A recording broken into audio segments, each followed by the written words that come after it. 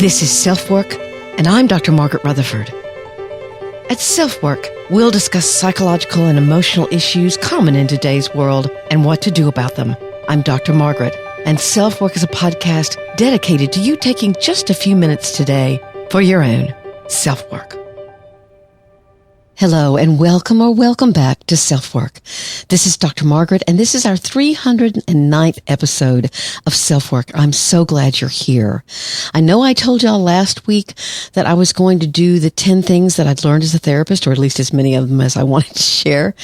And life got in the way a little bit. So I'm going to present to you today an interview I did with Samantha Skelly, who is an incredible entrepreneur, and she's an author, and she facilitates breathwork training, which is really very interesting. She's going to talk about that a lot. She's the author of Hungry for Happiness, and she says, this book is how I turn my mess into my message. The journey of struggling with emotional eating, exercise addiction, and severe body image issues.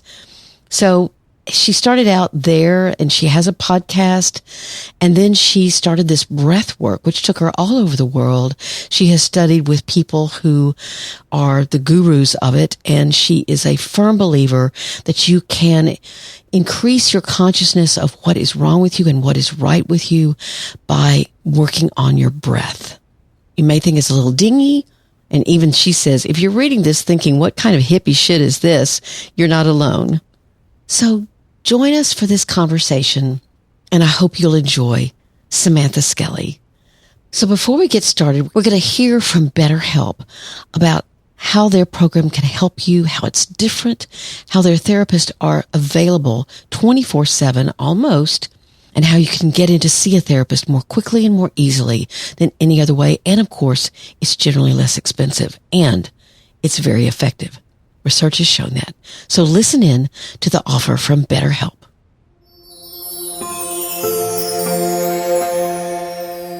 The most common problem I hear from those seeking therapy is how hard it is to find a therapist, how long it takes, how vulnerable you feel asking around for names, how far you might have to travel to get to their office. BetterHelp solves those problems.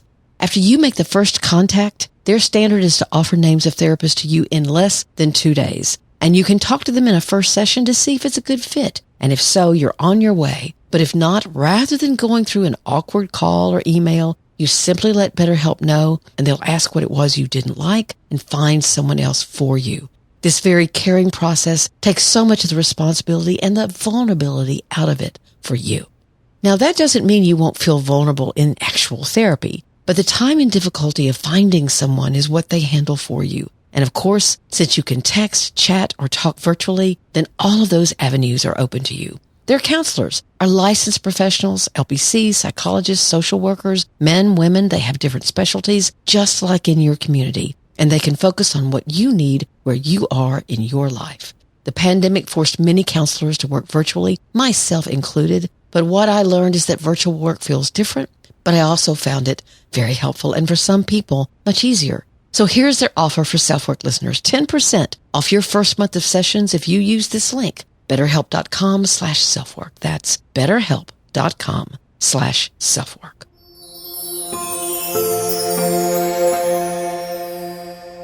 So sit back, and I hope you'll enjoy my interview with Samantha Skelly.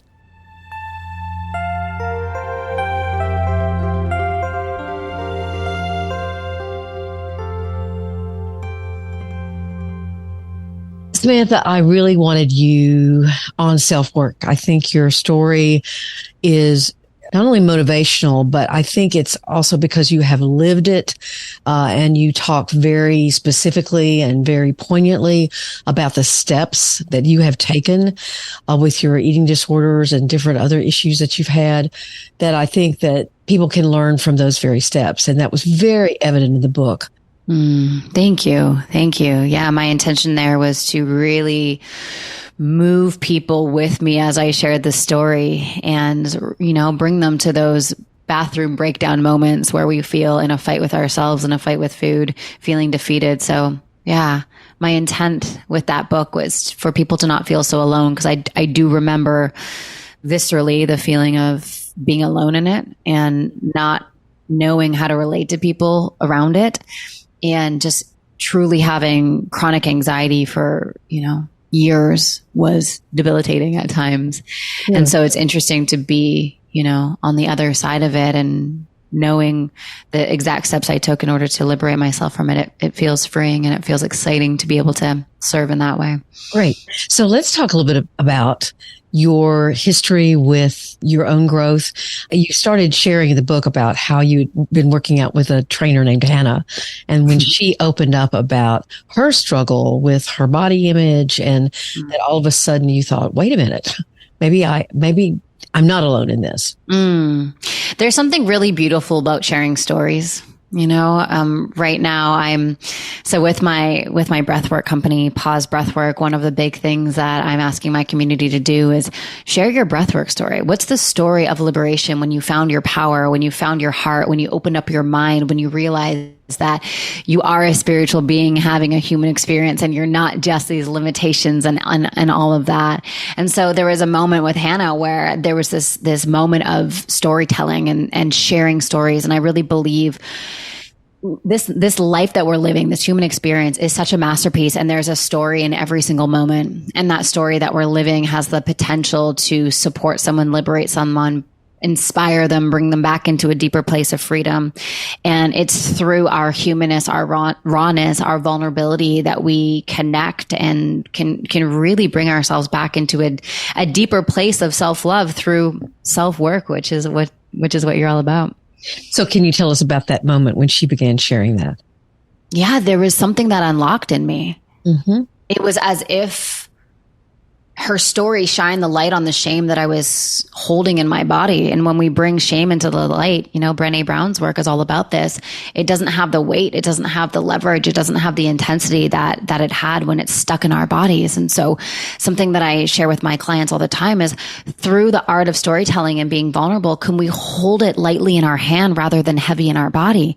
Because when it's heavy in our body and there's that contraction and that collapse in our nervous system, then what the mind does is it just creates more stories and stories and like the wrong kind of stories, right? Which then add more leverage and more weight to the intensity that we're feeling in our body.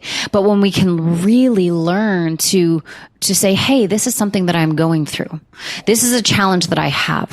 This is what I'm feeling shameful or guilty for. This is how I'm treating myself. And I'm accepting the fact that I'm treating myself this now. But my vision is that I want to land in a place where it feels like this. And when we can really hold the duality of our greatness and our struggle in our palms and just go like, I'm neither of these things. I am the essence that's actually observing both of these things. And my struggle does not define me. My shame does not define me. My guilt does not define me. All of that stuff. I can actually choose to liberate myself back into wholeness by choosing to love my body, by choosing to use my breath to heal myself. We've been given the gift of breath. And for so many people, we're not using this incredible ability to calm our nervous system, release our trauma, liberate us back into our wholeness. We're just kind of, suffocating and feeling disconnected. Mm-hmm.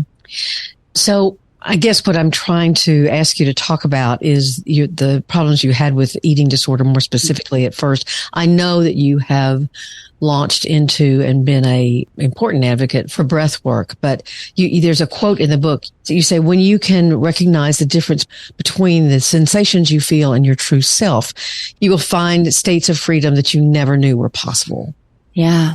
It's really about understanding the visceral intelligence in our bodies, right? Our bodies are so wise. And so during those years, which I called my diet depression years in the book, where I was on over 50 diets in less than 4 years, and I would wake up in the morning and my first thought was like how much I hate my body and how I'm going to fight with food that day. My body was asking for something. It wasn't for me to over exercise for 2 hours in the gym every day. It wasn't for me to restrict my food. It wasn't for me to overeat. It was for me to come home to myself. Like there was an emotional need there. And because I was so disconnected from my body, I was so disconnected from my intuition, I couldn't discern the difference between an emotional hunger cue and a physical hunger cue. I see. I was in denial of my emotional needs. Like I didn't think that I had emotional needs. So I was putting Band-Aids on both. That's what, and one of the things I was curious about is you talked about this workshop where you went with Philip McKernan, and I love him. And then he really was very confrontive with you to take off your everything is wonderful mask. But I'm curious about how that mask got put in place in the first place. I was a dancer and I was an actress. And so I was a performer and I received love for what I did. And so I had this identity of like, Sam is the comedian. Sam is the funny one. Sam is the life of the parties. And people looked up to me in that way of everything's fine with her all the time. Everything's good. Everything's good. And so their energetic projection onto me configured me into this place where I didn't think that I could be anything else other than happy and joyful all the time. Mm-hmm. And so this everything is awesome mask was my way of protecting myself and showing the world like everything is awesome, when deep down it wasn't awesome. Deep down I had these emotional needs. I wanted to feel self-love. I wanted to feel connection. And so at that retreat in Ireland with Philip McKernan, it was a moment where I'm like, there's more to life than pretending you're happy. There's more to life than pretending everything is awesome all the time. And what kind of difference has that made in your life? Oh my gosh. It's given me grace. Grace for the duality of being human, knowing that when I wake up and I feel anxious or sad or overwhelmed, that there's an adult part of me that can come online that can say, I love you anyways. Everything is going to be okay. You are lovable. It is amazing. Take care of yourself.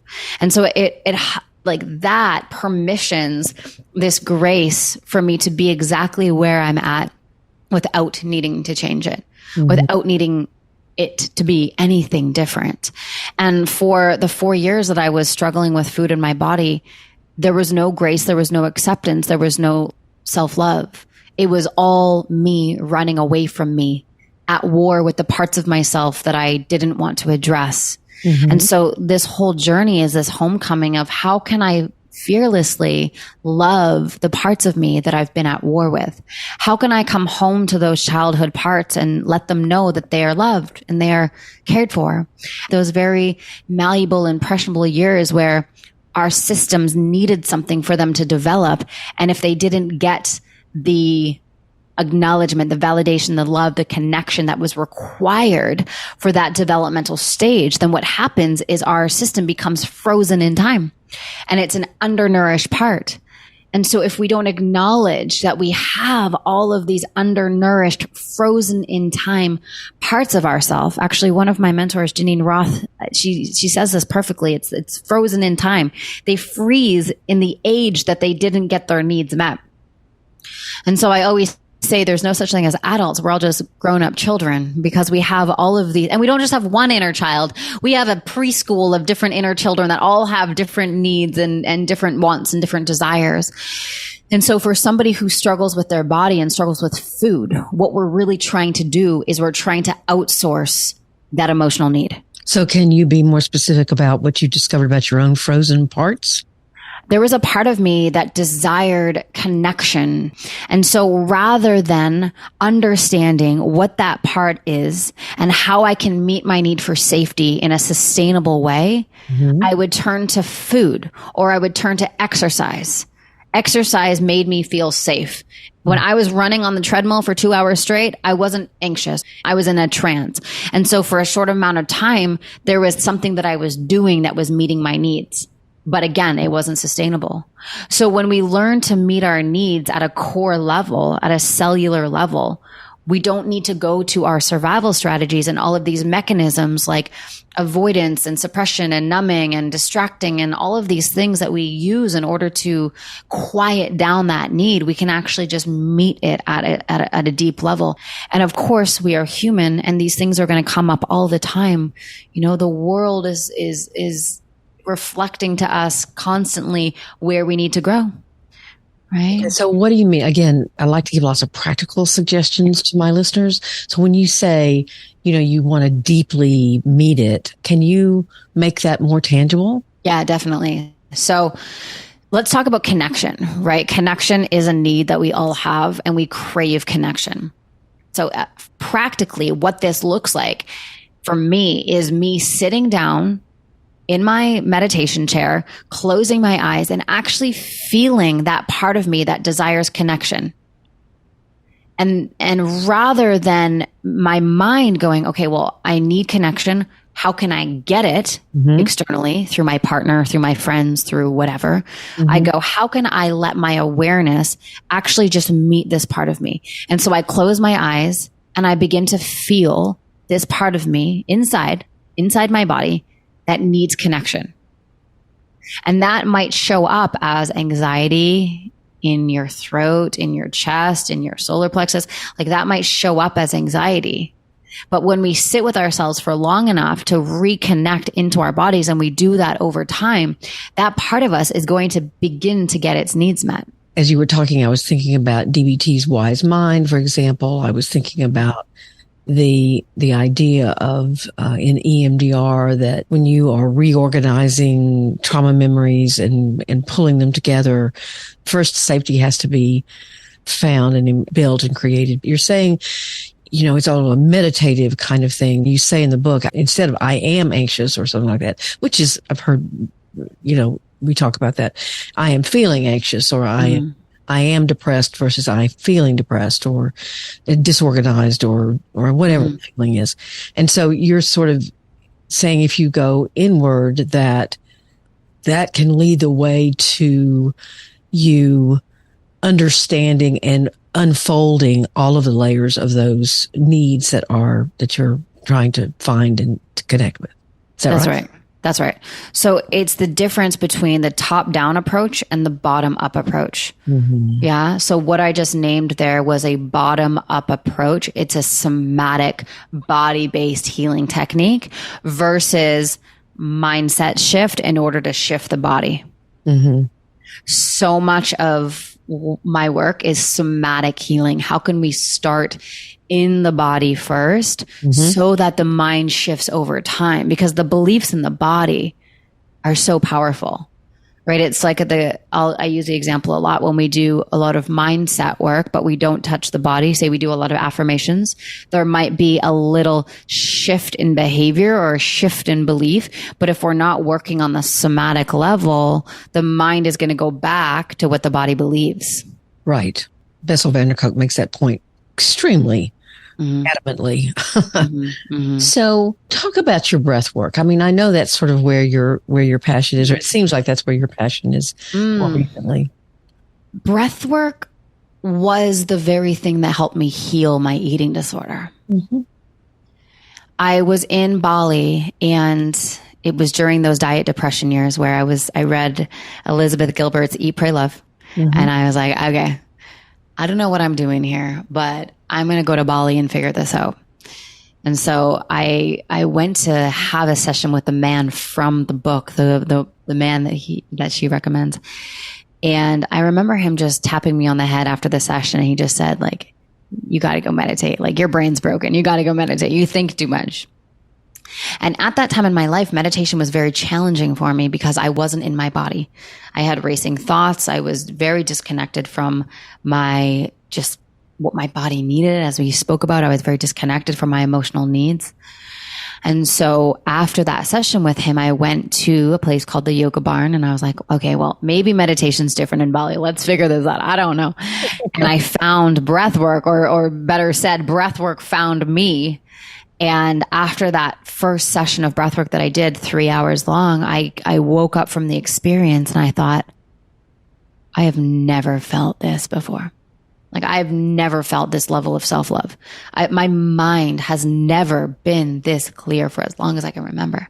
My heart has never been this open. And it was in that moment I was really clear the difference between what does my body actually need and what is my mind trying to tell me I need to do. And so there was this very clear distinction between the narrative of my mind trying to drive me into deeper states of anxiety and disconnection, and the desire of my body, which the desire of my body was to come back home, to feel my emotions, to open my heart, to come back in. And so I became a student of breathwork for about 7 or 8 years. I had no intention Mm-hmm. of really teaching it, but I studied with every pioneer in the industry at the time. And I just became obsessed with healing myself through the power of breath work and really realizing like, wow, I was externalizing an internal issue by using food as a drug. And so again, let's be very clear. What do you mean by breath work? I mean, I'm sitting here thinking listeners are going, I don't have, one, I don't have the money to go to Bali. Two, I'm not sure where I'm going to find 3 hours. I mean, it's like, what do you mean by breath work?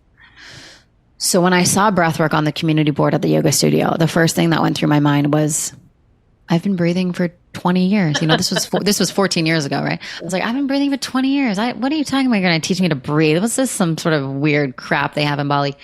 But I believed in divine timing. And so I went up to that class and I realized that we can breathe to survive and we can breathe to thrive. And when we learn to breathe to thrive, what that is conscious, continual breath work, which can sound like this.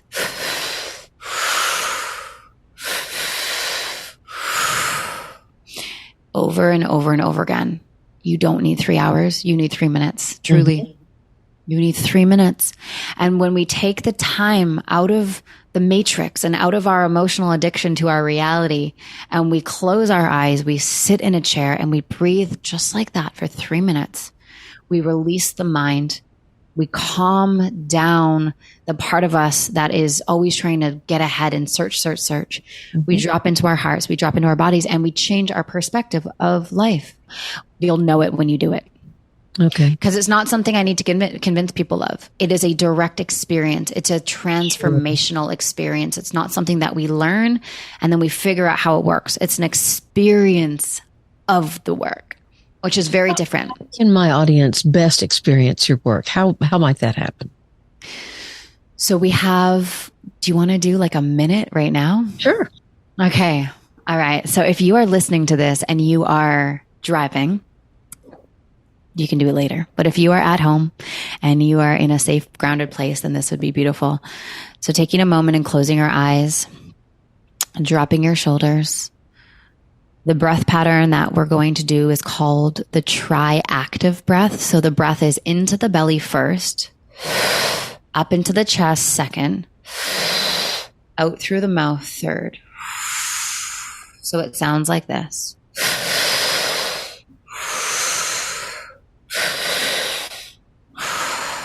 So together we're going to do that for about 60 seconds or so. And then we're going to take a deep breath in through the nose. We're going to hold at the top and then we're going to release. So when you're ready, let's begin.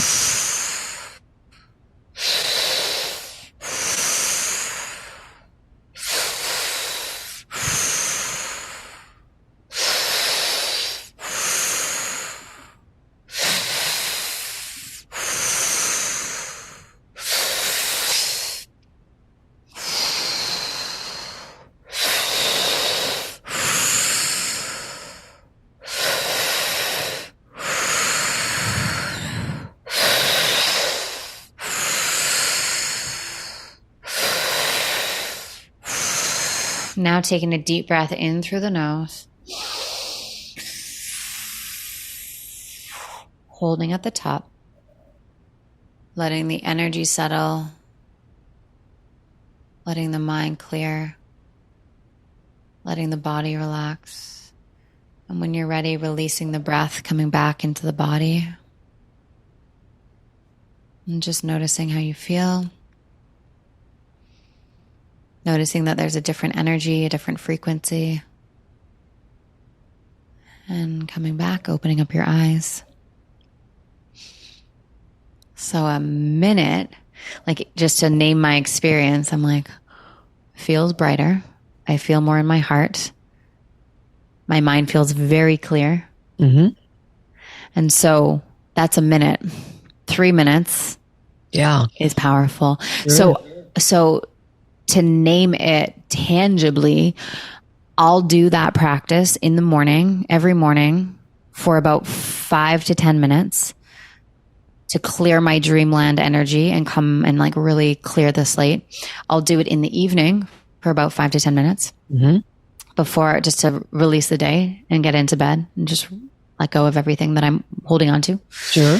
And then I'll do it in between meetings, like 1 to 3 minutes, right? So my previous meeting, I was more in my head and spreadsheets as it was. And when I'm on podcast, it's more of a embodied experience. So I'm not really in my head. I'm more in my body. So shifting with each different event is a powerful way of just clearing out energy and getting back to this place of emptiness. And for those people listening, we do have an app, a breathwork app called the Pause Breathwork app. And there's tracks anywhere from 3 minutes to 45 minutes. So if you're feeling like you want guidance as you explore breathwork, you can definitely check out the free trial there. That's wonderful. And your book is called Hungry for Happiness. Mm-hmm. I told you before we started, I read it when I had COVID, and I had to go back and look at it again because I had sort of a scattered view of what it was. But you have a very personal way of writing, a very evocative way of describing things. And so it was a pleasure to read, a true pleasure. Thank you. What are the 3 messages that you think you want to stress most to SelfWork listeners, as far as whether it's your relationship with your body, whether it's with the breath? What do you want to say? Number 1, you are the conscious creator of your life. We underestimate our power by so much. We have the ability to direct our mind, focus on what we desire, be an embodiment of what we desire, and really truly pull things to us. Like we are so powerful beyond belief. The second thing, the most powerful relationship we can come home to is the one with ourselves. And so journal today and ask yourself, what are the parts of me I've not yet accepted? Maybe it's how you show up in relationships. Maybe it's your relationship with money. Maybe it's how you treat your colleagues or employees. What are the things that you've swept under the rug that you want to bring light to in order to actually heal and see them for what they are? Like that moment in the park with Hannah where we had that moment of sharing what's real. And then the third thing is you are the drug. You have the ability to heal your body through your breath, through your awareness. And again, just we are powerful beyond measure. Well, thank you so much. I know that you speak to many, many people with your work and your life story and then your breath work. So we're very honored here at SelfWork that you're here. Thank you so much for having me. This was amazing.